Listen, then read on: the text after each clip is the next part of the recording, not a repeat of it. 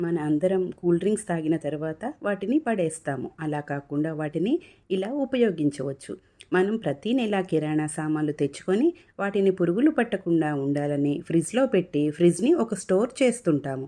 అలా కాకుండా డ్రింక్ బాటిల్ని శుభ్రంగా కడిగి ఎండలో పెట్టి ఆరిన తర్వాత ఇలా పప్పులు, వడియాలు, రవ్వలు అన్నిటినీ కూడా 2 గంటలు ఎండలో పెట్టి ఇలా ఇరుకుగా ఉన్న బాటిల్స్లో పోసుకుంటే పురుగు పట్టదు. కొన్ని సరుకులైతే సంవత్సరానికి సరిపడా ఒకటేసారి తీసుకుంటాము. ఇవైతే 2-3 సంవత్సరాలు ఉన్నా పురుగు పట్టదు. ఈ సమస్య ప్రతి ఇంట్లోనూ ఉంటుంది. మరీ ఎక్కువగా అపార్ట్మెంట్లో ఉండేవారికి ఇంట్లో ఎండ తగలక ఎక్కువగా ఉంటుంది. అప్పటిలో రేకు డబ్బాలు ఉపయోగించేవారు. ఈ చిట్కా మా అమ్మకు మా అమ్మ నాకు చెప్పింది. నేనైతే ఇలానే స్టోర్ చేసుకుంటాము.